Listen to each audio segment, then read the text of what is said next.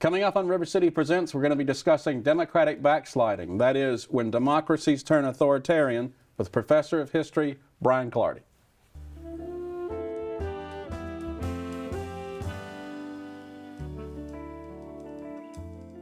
Welcome to River City Presents. My name's Daniel Hurt. After the Cold War and the Soviet Union collapsed, it seemed like the democratic world was coming to peak. Unfortunately, democracy seems short-lived across the world, as authoritarianism seems to be on the rise and backsliding is taking place, not just in developing countries, but even in the most developed institutions of democracy. Joining me to discuss this controversial phenomenon is Murray State Professor of History, Dr. Brian Clardy. Daniel, thank you for having me. Welcome to the show, man. And what some people don't necessarily know is I don't just know you from Murray State. I've known you for 11 years now. Yes. At the Kentucky Democratic Convention in 2012, we were passing out bumper stickers for Obama, and GM is alive, Osama bin Laden's dead. So it's been a little while. It has been a while, and I made a run at that time to be an Obama delegate to the 2012 convention, and I didn't quite win it, but I did become an elector for the 1st Congressional District, even though in the back of my mind I kind of knew I wasn't going to get to cast that ballot. But you did get to go to the convention the next go-round. In 2016 for Hillary Clinton, and then when we had the virtual convention in 2020 for Joe Biden. Well, it's always good to have you on the show. And before we get started, tell us a little bit about yourself and your education background and sort of what you teach, because this is foreign policy, and you teach American Civ and all kinds of stuff. So, well, I'm originally from South Fulton, Tennessee. I graduated from high school in 1985 and went up the street to go to UT Martin as a political science major, and I finished there. And then I went on to law school for a year and could not stand it. I just, for some reason, that was not me. Too many lawyers. Yeah, that's true. And then I came to Murray State in 1989 and did my Master of Public Administration. And my intention was simply to finish my MPA and go right into the federal workforce. And then I ended up proctoring exams and giving special lectures and shuttling people like Richard Neustadt to and from when he came to Murray State to give a talk. Yeah. And people were like, yeah, you may want to consider getting your doctorate. You liked it so much you stayed. And I liked it so much I decided to stay in higher education. And so went on to teach, went back to UT Martin to teach again, and then went to SIU where I finished up a PhD in historical studies with a cognate field in American politics. And one of the fields that I chose in the PhD program at SIU was American diplomatic history since 1898, because I'd always been fascinated with international relations. I had those courses at UT Martin and at the master's level. So I stayed in higher ed, and I thought about doing NGO work, but well, thank goodness you came to Murray State, because yes, you're a great one to have in the history department, if I may say so. Thank you. And you're asking me about what I teach there. Yes. Well, I teach a lot of World Civ, especially Civ 201, which is the introductory course from whenever the Big Bang happened all the way up through 1500. And I enjoy that course. But the course I really enjoy teaching is U.S. History 424, 624, which is American foreign relations since 1898. Now, that's my wheelhouse. Right. I enjoy that stuff. I enjoy the give and take of those discussions about the Cold War, the interwar years, the conflict over Vietnam, and it really tees up everything that's going on today in the international order. So I enjoy those And classes. that's the perfect segue to what's going on. So as I said at the top, we had the end of the Cold War, and then it seemed like democracy was on the rise, and then it sort of, you saw this little bit of crawling back of authoritarianism, and we call that backsliding. Sure. Could you sort of set us up for how all that gets started, and what does it look like in a country that's going through backsliding?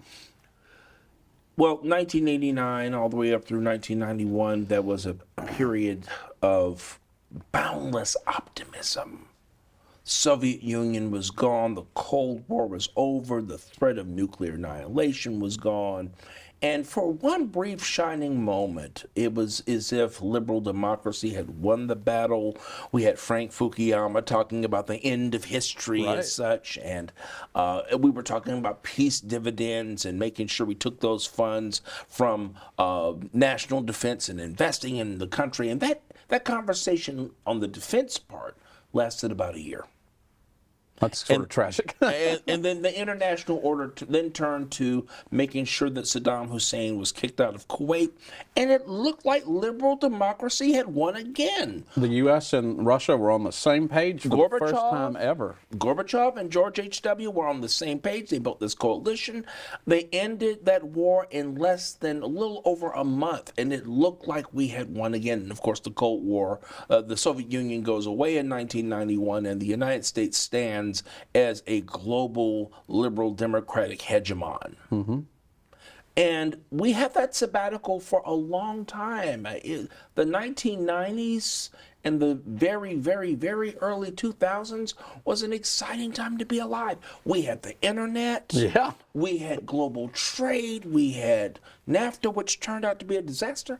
But we thought it was going to be all right. We thought it was going to be a great thing for a while. We had all of these great things going on in the global order, and then 9/11 happens. And then the economic meltdown of 2008 happens. United States gets caught up in a quagmire in Iraq. And then we go into the tailspin. And in Russia, Boris Yeltsin steps down right before the 21st century begins. Mm-hmm. Vladimir Putin, someone we had never heard of before. Luck of the draw, too. It didn't have to be him. It didn't. No, he was old KGB. He comes to power. We're trying to feel him out. President George W. Bush looks into his eyes and sees his soul. Yeah. And it turns out that he's just another strongman autocrat. He blew that call.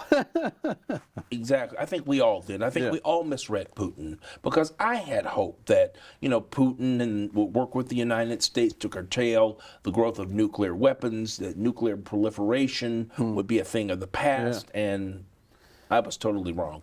And then, of course, immigration becomes a problem that also leads to that as well, with the Syrian refugee crisis.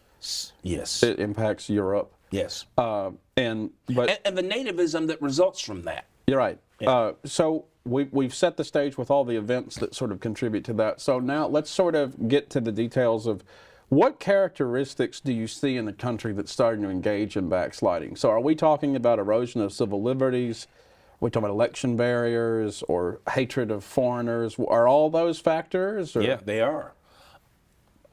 How I see this backsliding notion, and I think that's a perfect metaphor, even though it comes out of, our joint Christian faith when we're talking about forgetting our first love. Yeah. That metaphor is just perfectly accurate. When you have a constitutional system that was put together through struggle and based upon certain liberal democratic principles, the principle of voting, the principle of freedom, pluralism, inclusion, even though ours wasn't perfect, at least the idea of equality was there. Non-interference from the state, the social contract, but the social contract carried out through elections, through the ballot instead of the bullet. To me, when those things begin to come into question, when nativism raises its head, when the contradictions between the isness and the oughtness of liberal democracy become a little bit too much, then it begins to throw the whole thing into free fall. And sadly, that's what we're starting to see around the world, even though most of the world does not have the type of experience with process democracy that we do. Some do, some don't.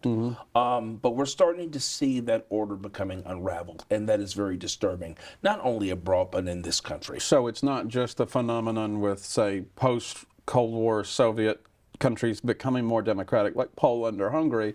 This is also relevant to the U.S., Germany, France. Yes. Britain, don't forget. And Britain. I mean, Brexit Brexit becomes the turning point for me. Now, Britain had had its problems before with race and racialism and immigration and all that stuff, but to me, Brexit was the thing that really, really sent shockwaves. So tell me about Brexit, or the audience, in case they don't know. Why would you say that this is why is that one so dramatic? Because it's sort of turning its back on Europe and diversity? It seemed like it because, the European Union was very liberal in the way that they allowed immigrants to come in. They had a common currency, they had common trade policies. And Britain, even though the last time I was there, they didn't use the euro as such. They still used the pound sterling. Mm-hmm. They were an integral part of the European Union. There was a move about by the UKIP. Nigel Farage. Nigel Farage. I mean, he was a right-wing savior. The Enoch Powell of the 21st century. We're not racist. We just don't like foreign people. Precisely. And, he leads this drive to get it on the ballot, to have a referendum as to whether or not Britain was going to stay in the European Union. This is before Trump. This is early 16. And some of us expected it to be defeated. I thought it would be. And I honestly hoped it would be. And we were in for the shock of our lives. Why do you think it passed? Do you think it, I think this is a contributor to this backsliding phenomenon, but do you think that it's fear, obviously? Is it fear of jobs or these Syrian refugees and other people coming in? Or it's both. It's fear of the other. It's fear that the other is going to come in and they are going to not only just take my jobs, but completely water down my culture and get rid of my way of life that I am accustomed to. That makes me feel uncomfortable. So to keep them at bay, well, let's go ahead and pull out of the European Union. Right. Do you think that people like Farage and the backsliders in other countries, like Viktor Orban and other in Poland as well, and Marine Le Pen in France. Do you think these people? What do you think the balance is between true believers, or are they just? Do they actually believe what they're saying, or is this just a quest for power? Because backsliding can be unintentional, I suppose. Well, it's mighty funny that right after Brexit passed, Nigel Farage ran for the exits. I found that very ironic. And of course, there was some sentiment within the Tory party that maybe this was not such a good idea. But, they have to live with it now. Yeah. And that's still a very fluid situation. But, Daniel, there's economic uncertainty that's been caused by a lack of resources, dwindling resources, and that pie is getting smaller. Yeah. And when that pie gets smaller, we start competing for our piece, and we hope that our piece is bigger than others. And that's austerity. That's definitely austerity. And when other folks start to come in and wanting their piece of the pie, then there's going to be conflict, and that's kind of what we're seeing. And especially if I have the ability to keep you out, I'm going to take advantage of that. One of the things that is sort of related, Professor of Sociology David Nichol here at WKCTC, he once referred to, at the end of the Cold War, when Germany reunified, you had all these East Germans who didn't have access to social programs flowing into the West, wanting access to social programs. And he said that was the first time you see the rise of these, they're the other. We don't want the East Germans. So do you think that's sort of, in a way? My cousin married a girl from East Germany when he was in the military, and I often wondered why she didn't like people coming from. I'm sorry, she was from West Germany. She was born in West Berlin. She had this thing against East Germans for some reason. She had a thing against East Germans and Eastern Europeans, and I thought, well, maybe there's some cultural elitism there, but no, I don't think that was it at all. It was the very thing that you pointed out just a moment ago. Yeah. Well, it's they want our stuff kind of thing. They want our stuff. And you think that, in partial reason, is why the 2008 financial crisis and the recession, it's the limited resources. I'm going to get mine, you guys are second. And you think that's the sort of setup? I think that accelerated it because we came dangerously close in 2008 to a global depression. They were talking about nationalizing banks here, which would have been... Precisely. I think the policies that President Obama put in place slowed that down considerably. Yeah. He doesn't get credit for that. But I do think that it played a somewhat of a role. But we came dangerously close. You think of all the people in 2008 who lost jobs, lost businesses, the housing bubble, people lost their homes. It was a great period of uncertainty. And when uncertainty happens. When uncertainty happens, that's when the scapegoating begins. Yes. That's fascinating. And you know, oftentimes it's immigrants, as we've said, or it's the other, whether it could be the LGBT community or whatever. It doesn't even have to be tied to economics. It's just you got a bunch of frustrated people out there. You got people who want to resuscitate these culture wars, but there's a direct line between those culture wars and that economic and political uncertainty. Tell me about it. You are different. You're LGBTQ. You're trans. You're different. Therefore, you are my enemy because you stand against the very thing I was brought up to believe. Dick Van Dyke and the white picket fence. Precisely. You go against my paradigm of what it is to be American. You go against my paradigm of what it is to be human. Therefore, I have to make you the marginalized community through the power of the state. And that's what we're seeing across the country now with all these anti-trans and attacks on drag shows. And in Europe. And in Europe, we're seeing that as well.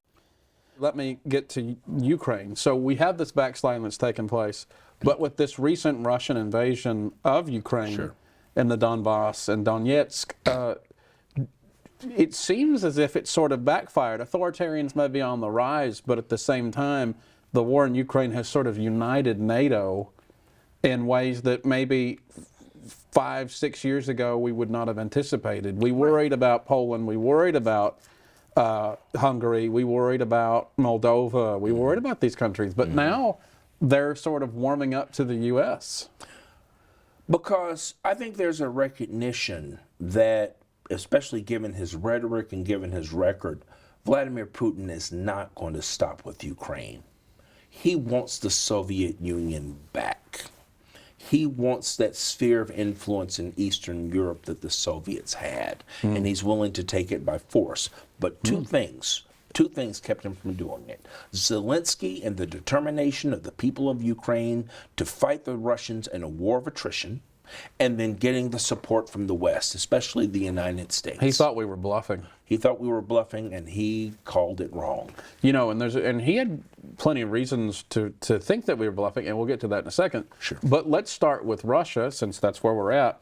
You know, in 2000, nobody knew who Vladimir Putin was. At all. And by all accounts, while Boris Yeltsin was a bit of a partier and a little loose, the famous Bill Clinton dancing clip. He liked to drink. He liked to drink. Yes. But it's Russia. So. but like, no one knew who he was, who Vladimir Putin was, but real quick they did. Yes. You're starting to know who he is because, you know, you have these terrorist attacks in Russia, which people thought were manufactured, that he may have used that as an attempt to seize more power and authority. That's pretty typical of a... Especially Chechnya. Tell us about that. The separatist uprising in Chechnya. We were honestly under the impression, a lot of us were at the time, that the Russians are going through the same thing that the West is going through with these terrorists. Oh my God. But now the question arises, as you said, were these things manufactured? And was this the power grab that Putin wanted all along? So would you say it's pretty typical of authoritarians, It certainly people is. that are backsliding, to use manufactured incidents or take advantage of terrorism? Like burning the Reichstag. Exactly. That's fascinating. So just using that as a jumping point. And then, you know, something else that happened is we're talking about the Duma, the legislature in Russia. The United Russia Party forms as sort of this opposition to the communists, and they get this supermajority. And what they do with that is just crazy. They can change the Constitution to whatever they want it to be. They have that supermajority. And that just, you know, would you say that in a country has a supermajority like that, with that lack of diversity, the lack of parties, you're talking about a smothering of we're seeing no restraint. There's no counterbalance. There's no accountability. They can do whatever they wish to do with impunity. And one of the things they do is they change the barriers of entry to elections. So you've got to be this tall to get in. So what does that mean? Obviously, that means that that the United Russia Party is completely in control, and they can kick you out. Yeah. And obviously, that's something that you see here sometimes. I mean, just we're seeing it as we speak. In Nashville, Tennessee, there was an awful school shooting at a private church school. The assailant used AR-15s that had been used in several other active shooter situations before. Here again, bringing up the question of assault ban weapons legislation.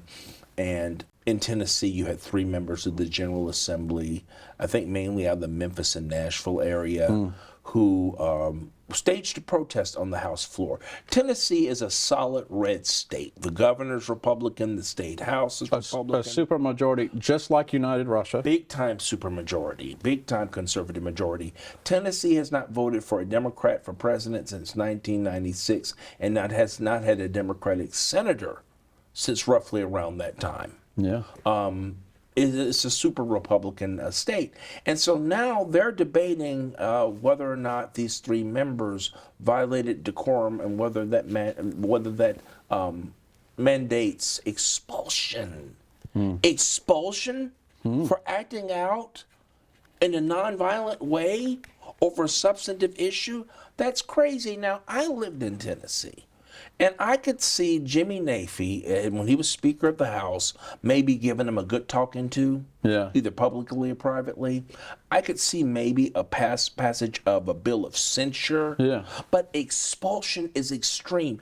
And if they get away with that vote, and I think that they will, that is going to set a dangerous precedent for how people express themselves nonviolently in those legislative situations, and how those supermajorities can shut people down. Now, Mussolini said, and I told you this in the pre-interview, Mussolini said, the way you pluck a chicken's one feather at a time. He's right. Because you don't get any screaming. So authoritarianism on the rise is incremental. It is. And regardless of ideology, in this case it appears to be on the right. Right. But to compare that to what they do in Russia, this isn't barriers of entry, but this is, you are wrong, and therefore we're going to remove a democratically elected official from a position of authority. Right. If that's not reflective of authoritarianism on the rise, I'm not sure what is. Would you agree? The question then becomes, will Kevin McCarthy do the same thing to AOC? And it's that if it happens in the state, it could happen on the federal level. Yes, definitely. And you know, I think it's a fair comparison too to talk about Russia when it comes to, we're not obviously there yet in the same application, but when you see the kind of media suppression that goes on in Russia, the fact that political opponents of Vladimir Putin disappear or die, save Alexei Navalny. Absolutely. Talk a little bit about how Vladimir Putin makes sure that he can stay there forever. Vladimir Putin has all the accoutrements of a dictator in the sense that he has support of the law enforcement, intelligence, military, and I would even dare say some of the backing of some of the Russian oligarchs.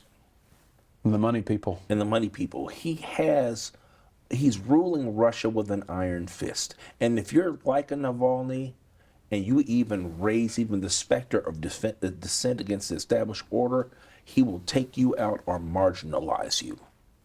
And remember, Putin is former KGB. He knows how to do this and to do it well. And so this is why Navalny, in my view, is a living martyr. And Navalny, in my view, is an example of what could happen to dissidents in this new and dangerous world that we're starting to emerge into. I think it was one leader that got killed by a garbage truck passing by on the road. He was murdered. Exactly. And you know, you have a situation where he's changed the Constitution now. I mean, Vladimir Putin's basically been president for 23 years, right? Yes, since 1999. Well, with that brief period when Dmitry Medvedev was president, but let's be He's real. basically president. He was president. He was manipulating Medvedev, behind the scenes. And he can be there as long as he wants to be, right? Yes, yes. But it's not just countries like Russia that have a history of authoritarianism. Let's talk more about a country that's never had democracy. So let's talk about Arab Spring. So set the stage for us for the Arab Spring, and then I'm going to ask you, countries like Egypt who've never had democracy, it was fragile to begin with, and what happened? Arab Spring starts out in a dispute, I believe, over a meal cart or trading cart in Tunis. People were fed up.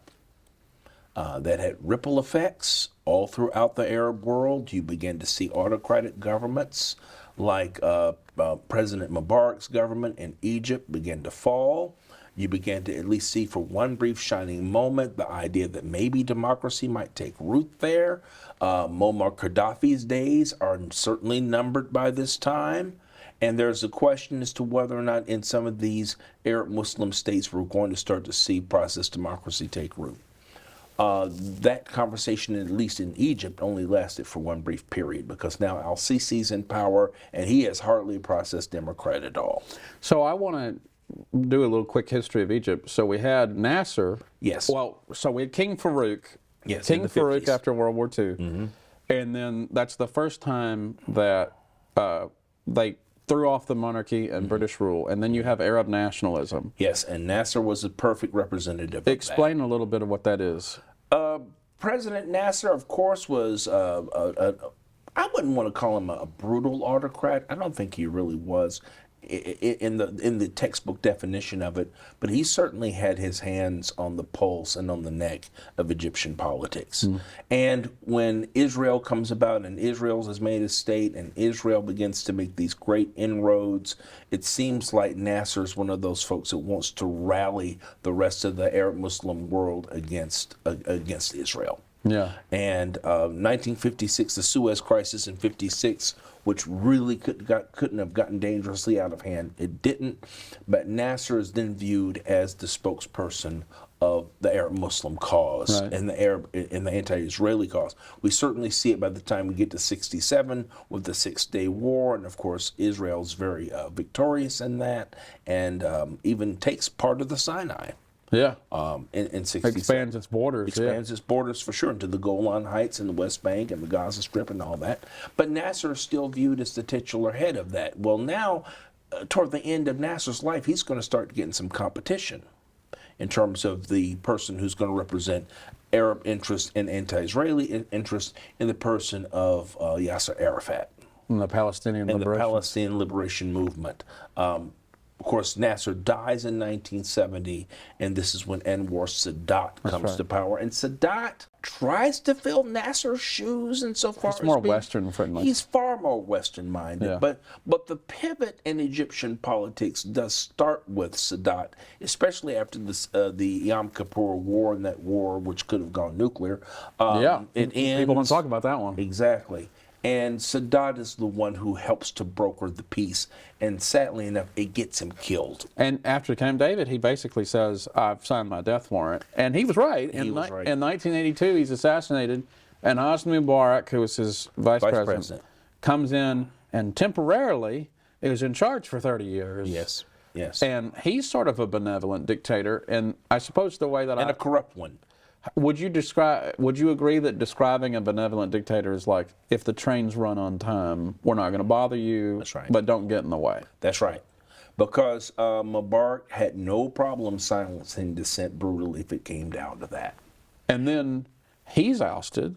Yes. And they set up an election, and I thought this was really fascinating. You've got a group of folks who have never voted before. Right. So how do you, because it's fragile to begin with and you don't want to break off into tribalism or factions, how do you get people to vote for you go to a place and vote for a person? It seems normal to us, but that's not exactly normal for somebody, right? In countries where you don't have that tradition of liberal democracy, where you don't have a free press, where dissent is not met with brute force, it makes people who are not used to that very, very uncomfortable, Yeah. and unwilling to trust the decisions, and unwilling to trust the institutions once they're in place.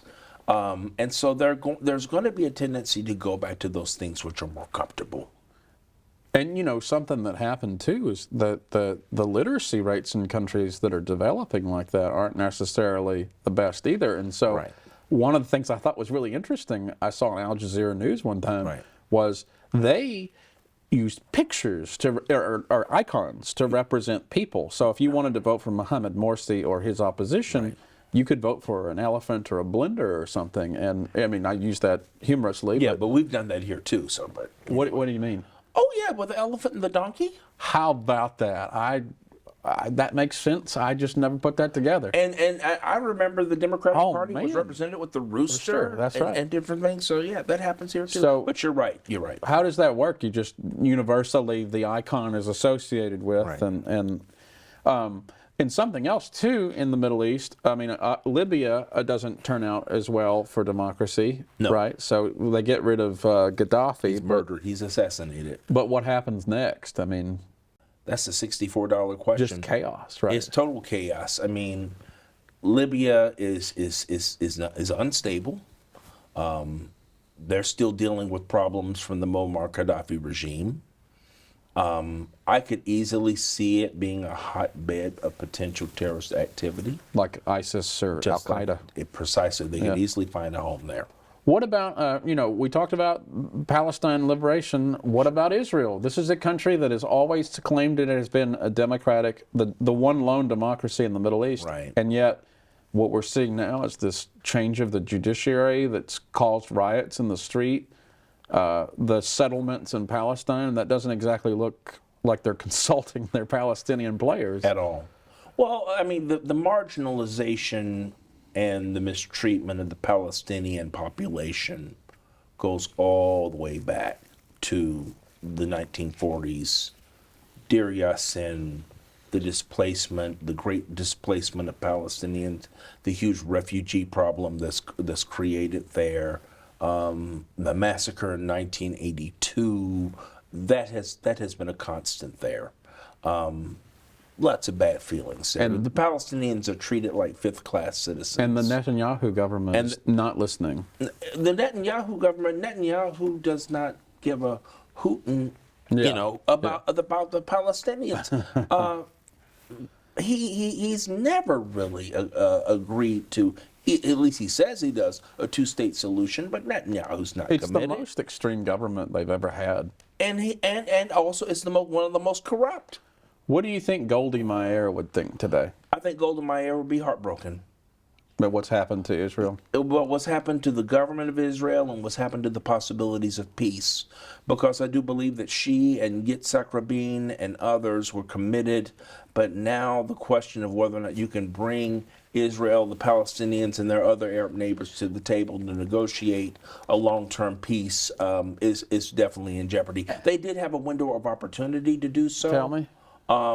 Camp David, of course, set the precedent. So did Oslo. But in 2012, well, not 2012, 1990, they had the Madrid conference, which I was hopeful that would create some great opportunities for peace. That framework is gone.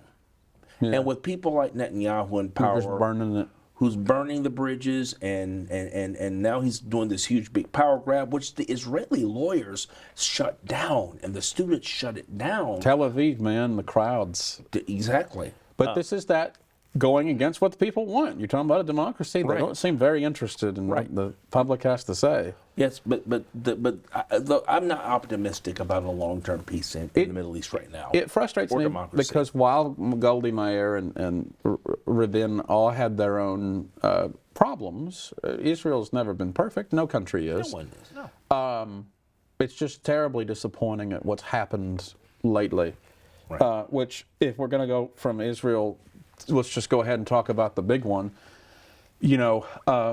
Sinclair Lewis once said, "It can't happen here." Is it, or did it already? Sadly, Daniel, it's happening. And the origins and the roots of that go back, honestly, to the founding. All right. That surprises me that you'd say that. Why? All the way back to the beginning. All the way back to the beginning, because you've always had this tension in American politics between those who believe in a strict construction of the Constitution, this Jeffersonian, Jacksonian notion of how we interpret the Constitution with an emphasis upon state and local authority and sort of a decentralized national government. That's always been there. You've had this broad interpretation of the Constitution, which sees the Constitution as a living, breathing document with greater emphasis upon national priorities, the national Constitution, national goals. That tension has always been there. But the thing that has really set that whole thing into motion insofar as the potential for this type of fragmentation has been the issue of chattel slavery. There were debates about slavery at the Constitutional Convention. They chose not to put it in the Constitution or the Declaration. Right, but that 8,000-pound gorilla in the room was there. What do you do about this institution? If you are in the South or in the slaveholding states, you're going to say the national government has no business telling me that I can't own slaves. Yeah. And the national government has no business telling me I can't bring slavery into the territory. It's all about my freedom, not the freedom of the enslaved, but my freedom. They're going to come and take my power away. They're going to take my freedom away from me. And this is where you have people like a John C. Calhoun, who gives the Southern slaveholding aristocracy an out by saying, you know, you can, if you choose to do so, nullify an act of Congress. And not obey it, and if it comes down to it, you can leave the Union. That threatened exit. Well, Andrew Jackson had something to say about that, obviously. He did, and that put the kibosh on that for like 30 years. But it comes up again with Lincoln. It's this thing, though. It's interesting about, like, you know, the balance between, like, the Constitution's rule book, and what I mean by that is, if our founding documents and our aspirational goal is that this is a land of all men created equal, you can't be for some people. Right. And it seems contradictory where you say all people are created equal and you have slaves. That is awkward. Yeah. Big time awkward. Yeah. And, you know, as far as backsliding goes, I guess you could argue that we backslid into a civil war. We're lucky that we survived it. Yeah. Good military planning on the behalf of some. The fact that the North had the manufacturing and industrial centers and didn't have the best generals, but you know, you did have people like Grant who took several calculated risks. Yeah, and they were able to eke out some victories. And of course, the South didn't have the resources that it needed to really win a long-term war. Of course, in the early years of the war, they were doing fine. But later on, they just didn't have the infrastructure. And we botched Reconstruction. We botched Reconstruction terribly, and this is another thing here. That's like a moment where it could have gone really good. It could have. I mean, you had African-American members of the House and Senate. You had African-Americans in the state legislature. And this was a good thing, and I say this to mean this. You had the potential for an inclusive, multiracial society with very little conflict. It would have been normal to have seen an inclusive society in that regard. But there were people who could not stand that. The Redeemers in the South, the Bourbon classes, you know, they're the ones who, when they get control of the South in the period after the federal government has pulled out and turned its back. Using the power of the state against people. And using the power of the state and other organizations like the Klan against people. A secret police. A secret police, so to speak. Now, here again, freedom is couched again. We have the right to do this. This is our state's rights to maintain our sovereignty. This is our right to keep people of color underfoot. Looking back on it now, are we like surprised that it lasted this long? Like if you look back on history as an American, are we surprised we survived the Civil War? Are we surprised we survived Reconstruction?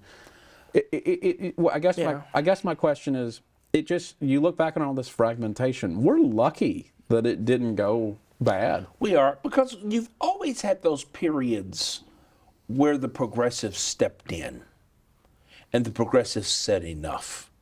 And the progressives at least had the power for one brief shining moment. For every George Wallace that came about, you had a Martin Luther King. For every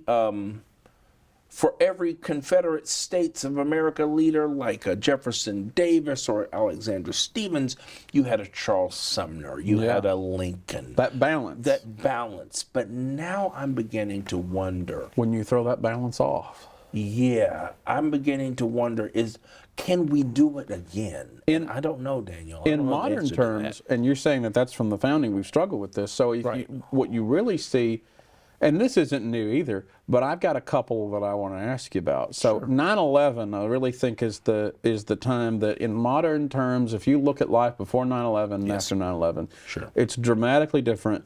But here are some ways that it is, and it might not be so obvious. So after that, fear, this fear of the unknown that we've established before, that has come into play.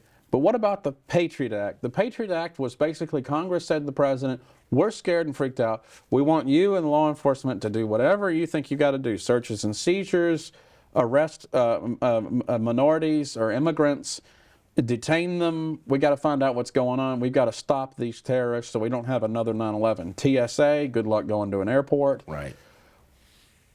This isn't new. No. So tell me about that. Well, when people were afraid, as we were in the days after 9/11, we were afraid to board an airplane. We were afraid to be in crowds. We were afraid to open our mail. And we run automatically to the state to ask them to protect us. Well, in order for them to protect us, we cede over some of our freedom. We cede over some of our privacy.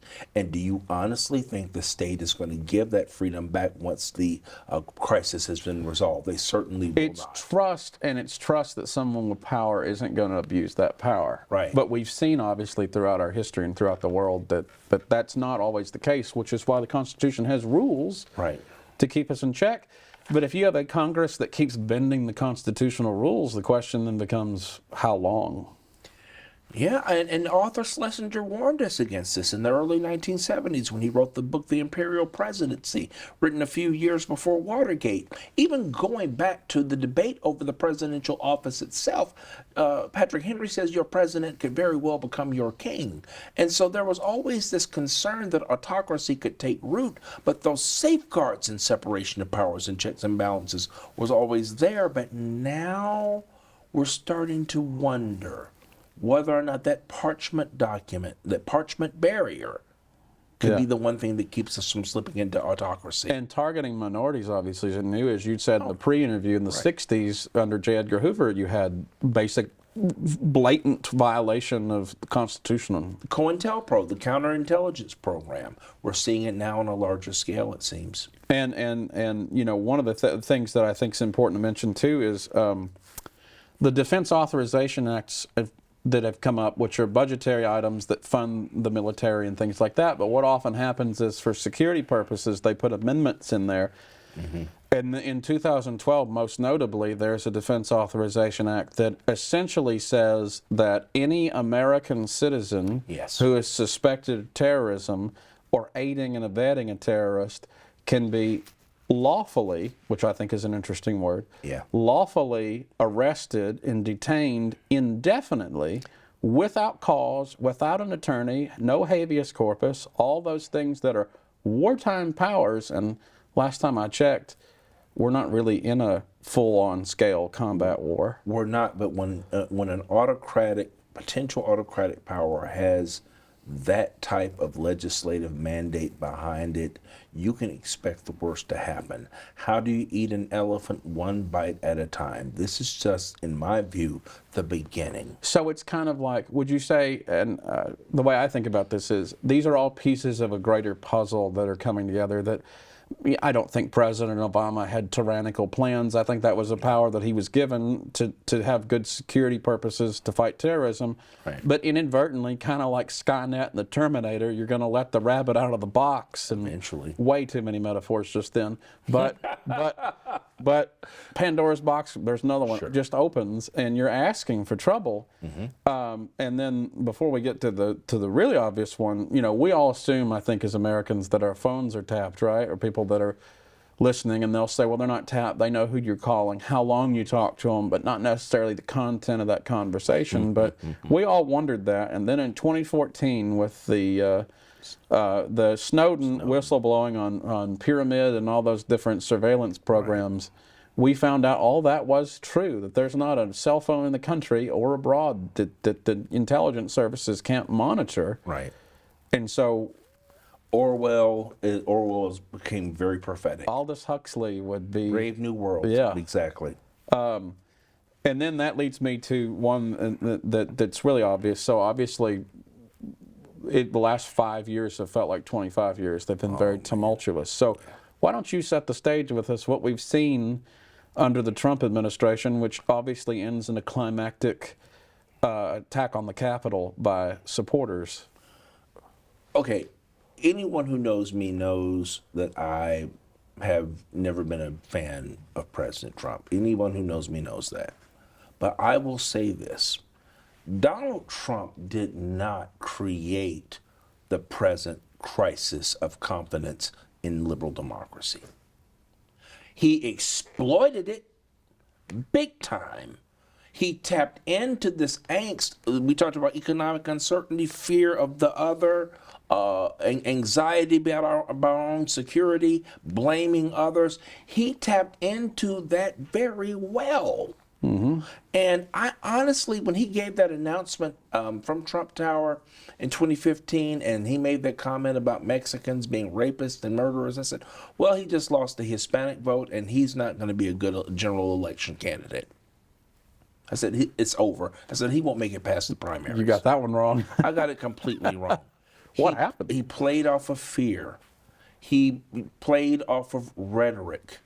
Donald Trump was and is a great entertainer. He can get people's attention. Activated who were never activated Who before. were never activated, and got them to point to women and people of color and gays and lesbians and people from other countries, immigrants, and said, they are the source of your problems. So you elect me, and I alone can fix it, and I will make America great again. Alone and reference to Dick Van Dyke. Exactly. And guess what? In November 2016, to the chagrin of us all, he pulled it off. So now he gets into office. He says that there are good fascists. What do I mean by that? Charlottesville. There are good people on both sides. Blood and soil, quite literally. Blood and soil. The people carrying the tiki torches. They're good people on other sides. That reminds me of a friend.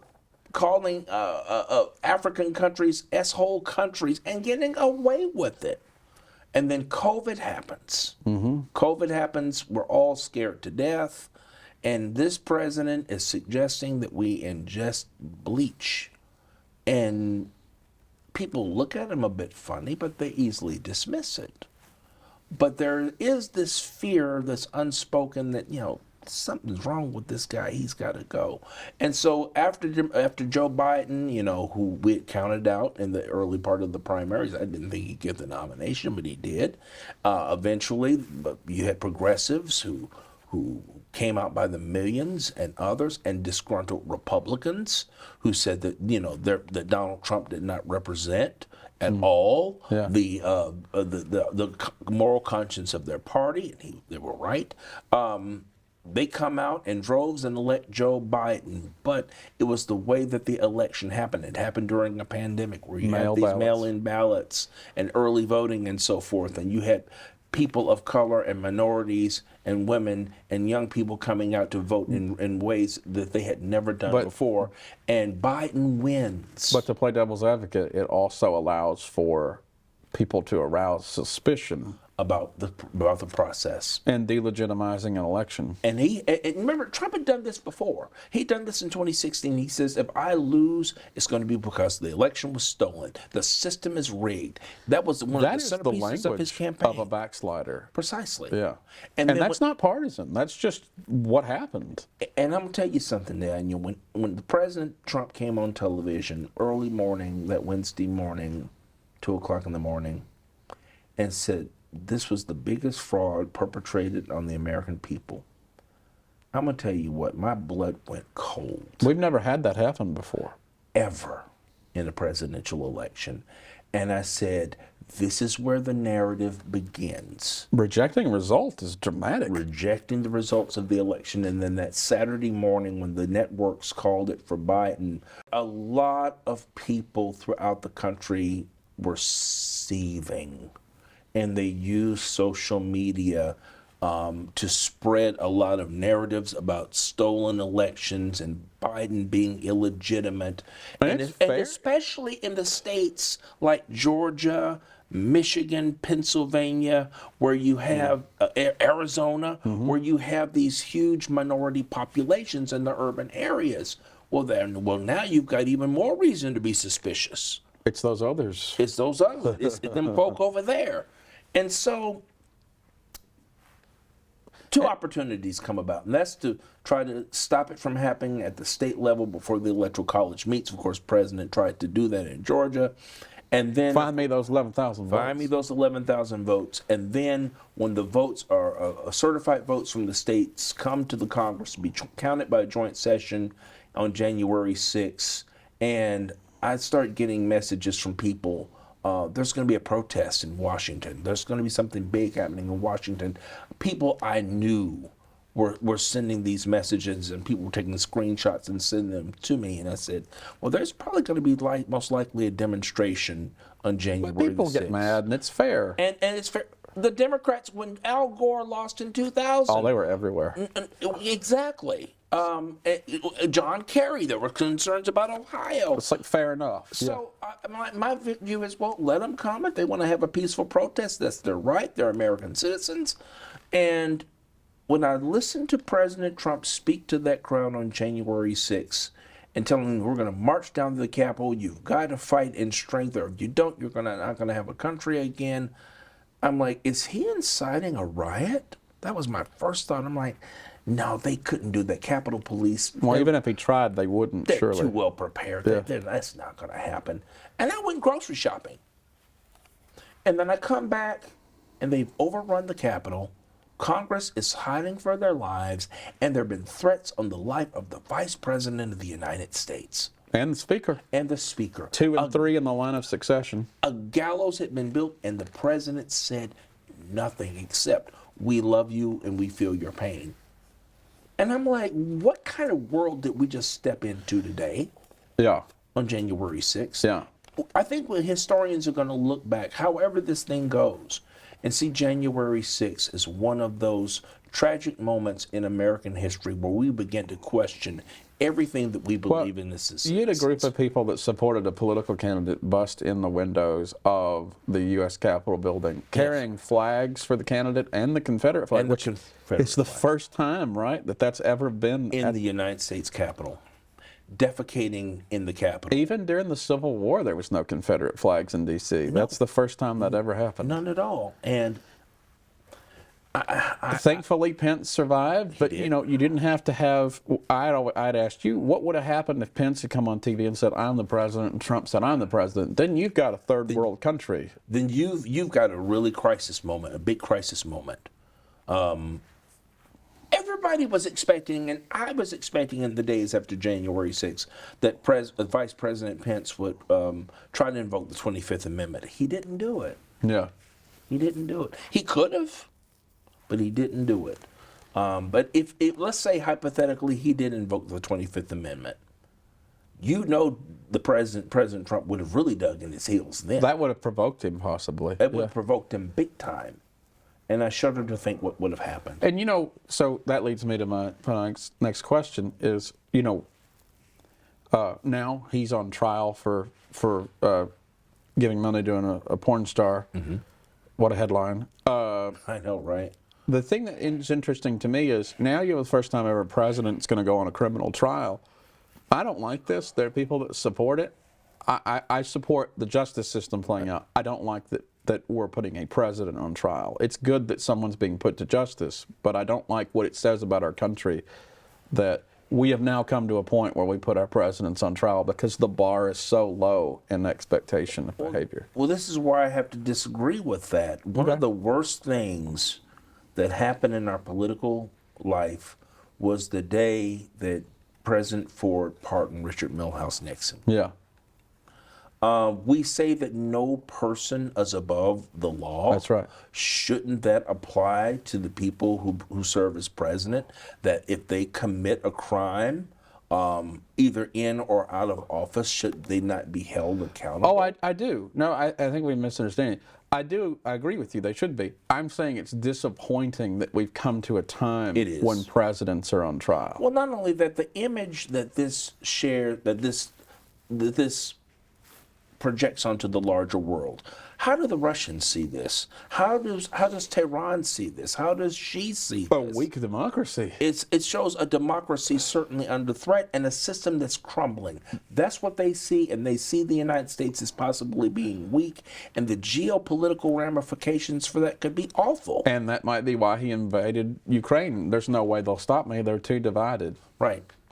And then, and at the same time, you know, he's already manipulating. President Trump had asked the Russians to be involved in the elections too. So I was at the convention when he did that in Philadelphia, and I'm like, please tell me he didn't just say that. Yeah. But he did. And so let me ask you this, in the last couple of questions, what's next in this process? Like if this continues to play out, what are we going to see in the future of the U.S. If worst case scenario there was more backsliding? We might be able to save it, but what happens what's the next bad step? God, I can barely speak it. Violent recriminations against individuals, groups, conflicts between individuals spiraling into lethal violence. Public shootings,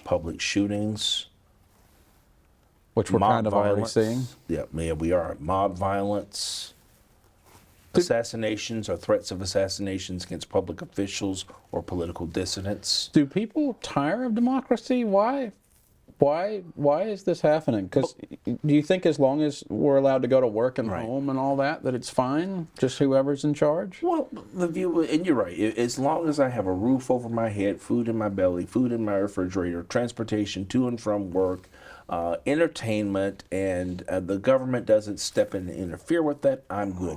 Democracy is hard work. Democracy is not passive. You've got to really be engaged. That means you got to keep up with current events through a different amount of media, both print media, radio, television, internet. You've got to engage people. You've got to organize people. You've got to make sure that you get out and vote and you participate. And that participation is really hard work. And a lot of folks, honestly, don't want to do that level of work. They'll go out and vote. They might attend a rally every now and then. Activism and engagement, though. But the activism and engagement piece is so important for keeping democracy in play. Now, this is where, you take groups like the Lincoln Project and others, and certain progressive groups, they're willing to do that work. My question is going to be, for how long? Will they get bored? Will they get bored? And that's what I suppose if you don't see results that you like, it's sort of disincentivizing to continue a losing game, right? Sure does. But it's just one of those things where it's like what Ben Franklin said all those years ago. It's a republic if you can keep it. If you can keep it. That responsibility's on us and others and those watching at home on TV. Absolutely. One of the things that I have done as an educator these last 30 some odd years is to try to get students to think about a world outside their comfort zone, to see themselves as stakeholders in democracy, and to get them engaged in current events, get them reading. And I'm not talking about reading their cell phone. I'm talking about reading actual books, articles, newspapers, or at least the newspapers that are in online form, and to go hear speakers, as we did a few days ago with Jefferson Cowie, to get them to engage policymakers. To hear different opinions. To hear different opinions, and not just Democrats. I tell my Democratic students, watch Fox News. You need to know what they're saying. Yeah, read the Washington Times, read the Wall Street Journal. I tell my conservative friends, and I do have some conservative friends. As do I. Watch Rachel Maddow every now and then. They'll be frustrated watching this, but they'll understand. But they'll understand we lack the ability to empathize with each other. And once that's gone, democracy is on its deathbed. We're going to have to leave it there. We're out of time. But I have thoroughly enjoyed this discussion, Dr. Clardy, and So have I. appreciate your friendship as always. And Appreciate yours too, brother. if you have anything you ever want to talk about, you're welcome back anytime. Well, Dan, you know where to find me. I sure do. Absolutely. That was my guest, Brian Clardy, professor of history at Murray State University. We hope you enjoyed the show. Thanks for watching.